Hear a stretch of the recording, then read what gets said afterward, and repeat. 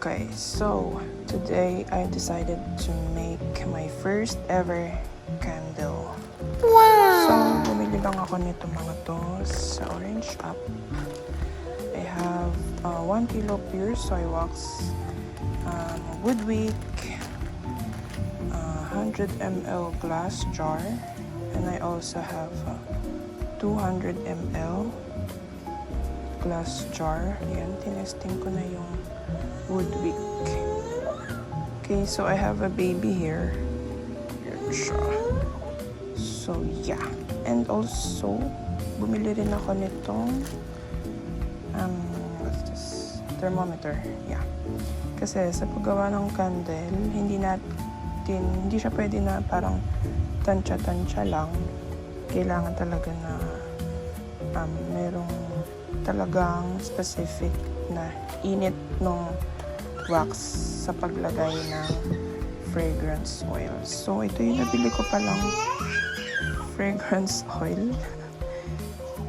Yan. So, 30 ml lang siya. Okay, without further ado, let's go!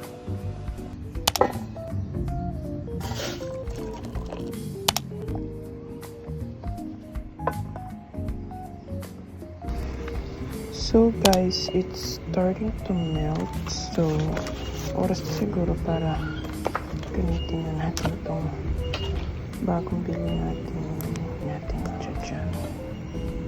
170. Umanap lang din ako ng panghalo dyan. Anything basta nakakahalo, pwede na yan. Ayan, malapit na siyang malusaw. 70. Ayan, so patayin na natin. Ayan, so guys, nasa time check. I mean, nasa ano na siya, 152. So, lumipat na ako dito sa loob kasi madilim na sa labas. So, I think it's time to pour our fragrance oil. Okay, 30 ml. Para kung nasa massage na place, massaging place. So, alisin na natin to. Then, stir slowly to avoid catching or trapping air bubbles. So, check natin.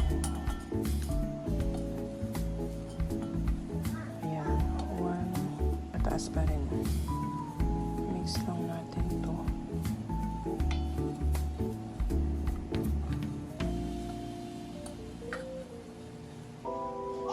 Now, while that is cooling, linisan na natin to. Nabili kong glass jar. Ito yung 200 ml. Ayan. I-prepare na din natin to. I think okay naman na to. Hindi ko alam kung tama ba itong binili ko na wood wick. Maliit lang yung mga jar ko.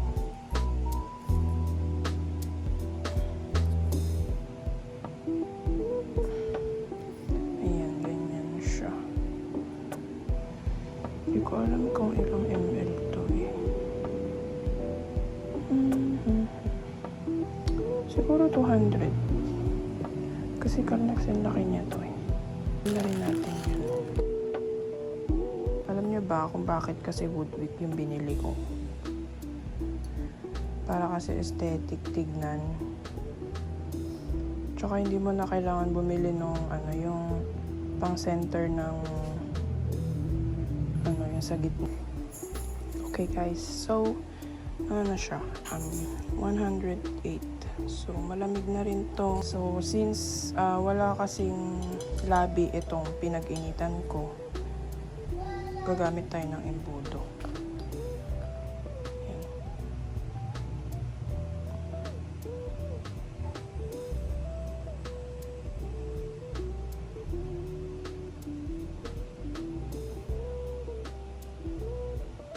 Ayan. Ayan, so, lagyan na natin sa gitna.